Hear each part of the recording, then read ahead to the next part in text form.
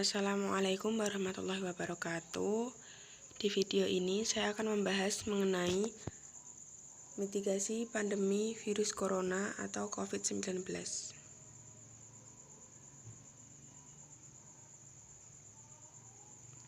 Sebelum itu saya akan memperkenalkan diri. Nama saya Putri Wayan Salansi dari kelas 11 IS 2, nomor absen 27, SMA Negeri 2 Rembang, tahun pelajaran 2019 sampai 2020. Sekarang saya akan membahas mengenai mitigasi pandemi virus corona.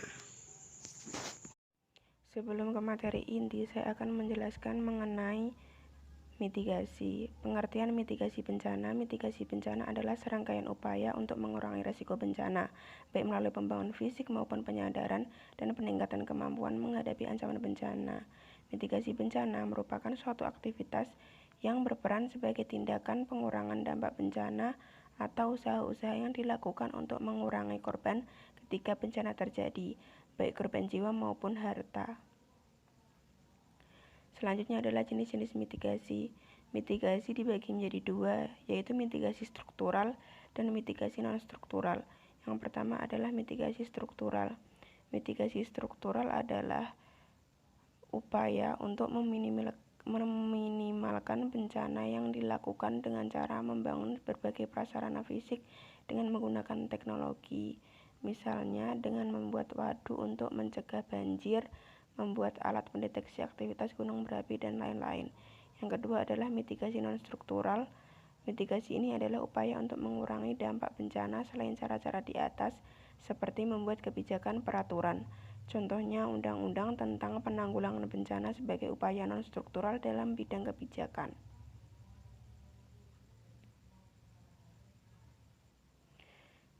Selanjutnya adalah prinsip-prinsip mitigasi. Yang pertama adalah bencana yang terjadi adalah pelajaran saat terjadi bencana berikutnya. Yang kedua adalah butuh kerjasama berbagai pihak. Yang ketiga adalah dilaksanakan secara aktif. Yang keempat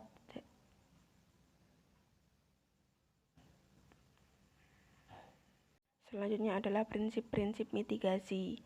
Yang pertama adalah bencana yang terjadi adalah pelajaran saat terjadi bencana berikutnya, butuh kerjasama berbagai pihak, dilaksanakan secara aktif, harus lebih mendahulukan kelompok rentan supaya menghindari lebih banyak korban jatuh. Yang kelima adalah harus dipantau dan dievaluasi supaya hasilnya selektif.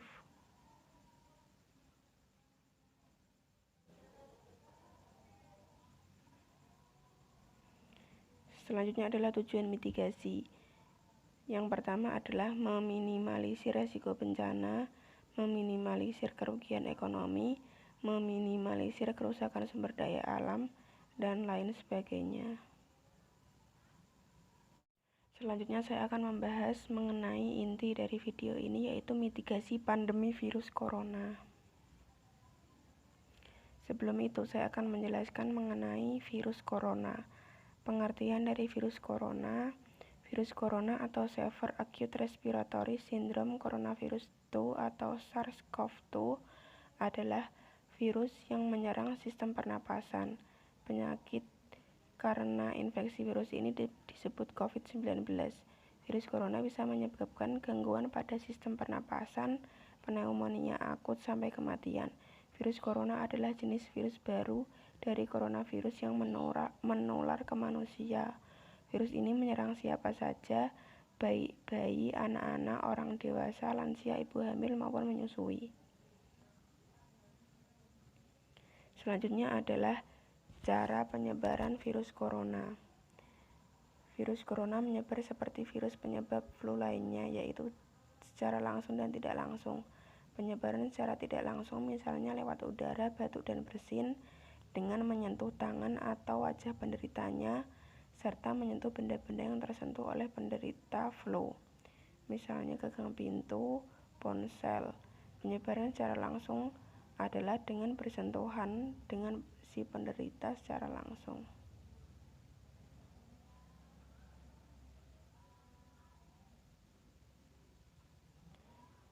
Selanjutnya adalah saya akan membahas mengenai daerah yang terdampak dari virus corona atau COVID-19. negara atau daerah yang terkena adanya COVID-19. Infeksi virus corona atau COVID-19 ini pertama kali ditemukan di kota Wuhan, China pada akhir Desember 2019. Virus ini menyebar dengan cepat ke wilayah lain di China dan ke beberapa negara termasuk Indonesia yang memakan banyak korban jiwa. Penyebaran virus corona terus meluas hingga terkonfirmasi di 200 negara. Salah satunya adalah negara Indonesia. Terdapat 109 kasus baru di Indonesia sehingga total menjadi 1.155 orang positif virus corona, 102 orang meninggal dan total sembuh sebanyak 59 orang. Dan ini akan terus bertambah seiring dengan berjalannya waktu.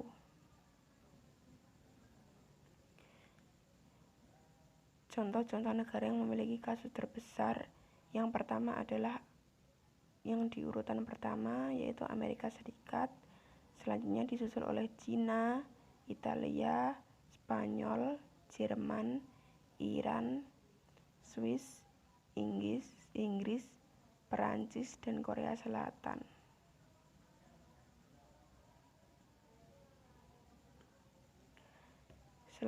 Selanjutnya saya akan membahas mengenai cara pengendalian virus corona. Setiap orang yang terkena virus corona dikarantina dan mengalami demam atau gejala sakit pernapasan lainnya harus diperlakukan sebagai suspek COVID-19. Yang kedua adalah harus menerapkan tindakan pencegahan standar untuk semua orang dan petugas. Contohnya yaitu 1. Cuci tangan sesering mungkin, terutama setelah kontak dengan saluran pernapasan sebelum makan dan setelah menggunakan toilet.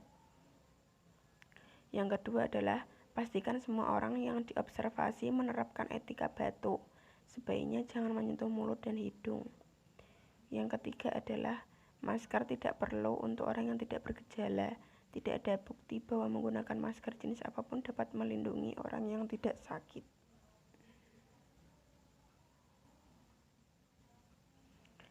Yang selanjutnya adalah gejala-gejala virus corona.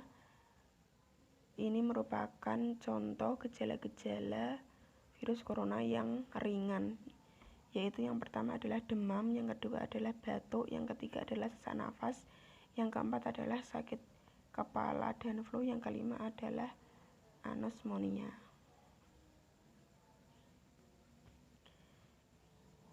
Cara pengendalian virus corona lainnya adalah pemerintah melakukan kebijakan meliburkan semua sekolah mulai dari SD, SMP, SMA, bahkan perkuliahan. Pemerintah juga menghimbau untuk menutup semua tempat wisata di Indonesia demi mengurangi penyebaran virus corona ini. Pemerintah juga membatasi semua akses untuk masuk dan keluar dengan membatasi beberapa bandara untuk mencegah penyebaran virus corona dari luar negeri.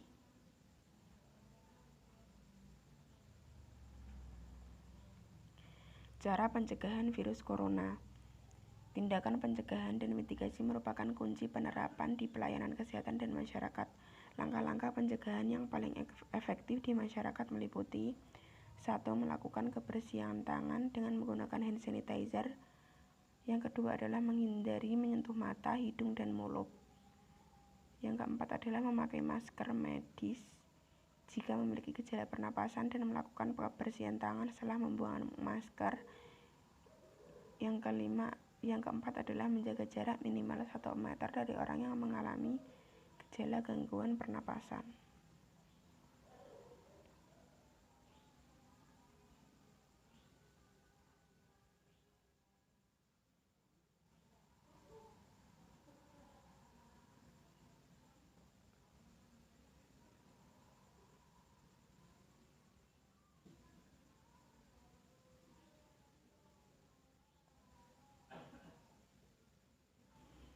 Selanjutnya saya akan membahas mengenai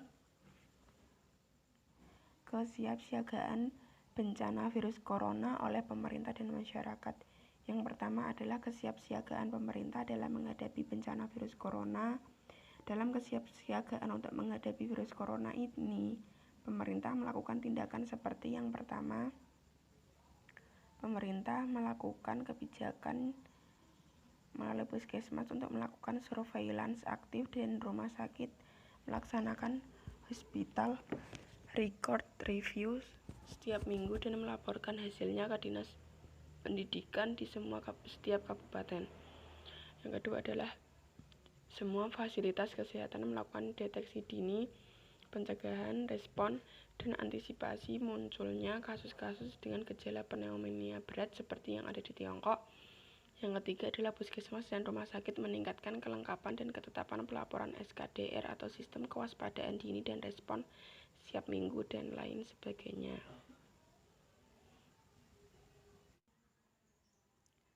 Selanjutnya, yang kedua adalah kesiapsiagaan yang dilakukan masyarakat dalam menghadapi bencana virus corona. Masyarakat melakukan hal-hal berikut untuk menghadapi virus corona. Yang pertama adalah bagi masyarakat yang menjadi anggota PMI melakukan sosialisasi edukasi mengenai masalah infeksi virus corona. Yang kedua adalah masyarakat saling menghimbau untuk mengurangi kegiatan di luar rumah dan tetap melakukan social distancing. Yang ketiga adalah masyarakat tahu mengenai cara pencegahan penularan dan secara sadar bertanggung jawab menjadi pelaku pencegahan karena mencegah tidak bisa dilakukan sendiri oleh pemerintah. Yang keempat adalah menyediakan sabun, hand sanitizer di setiap rumah, bahkan sampai menyediakan keran atau air mengalir.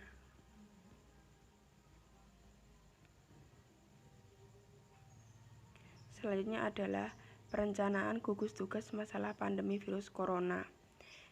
Tim pakar gugus tugas percepatan penanganan COVID-19 mengungkapkan bahwa pihaknya akan fokus memberikan edukasi dan sosialisasi kepada masyarakat selama 3 bulan ke depan di tengah meningkatnya jumlah pasien positif virus corona di Indonesia. Pemerintah juga berusaha memberikan pelayanan kesehatan maksimal kepada mereka yang telah dinyatakan positif terjangkit virus corona.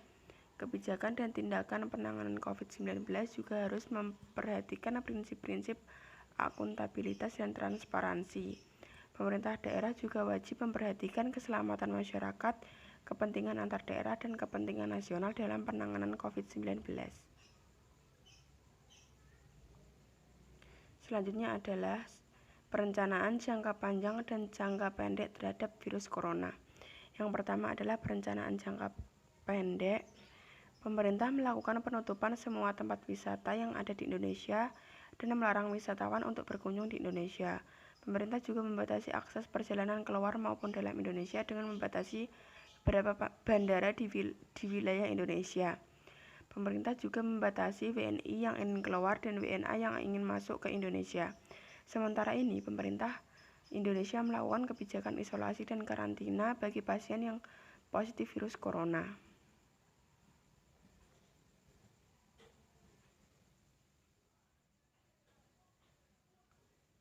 Yang kedua adalah perencanaan jangka panjang. Dalam kasus ini, pemerintah Indonesia melakukan kebijakan meliburkan semua siswa maupun mahasiswa untuk mengurangi penyebaran virus corona. Pemerintah juga membatalkan ujian nasional siswa dan melakukan kebijakan daring atau pembelajaran online di rumah. Pemerintah juga menghimbau masyarakat untuk tinggal dan tetap di rumah. Apabila ada kepentingan yang mendesak untuk keluar rumah, pemerintah menghimbau untuk menggunakan masker.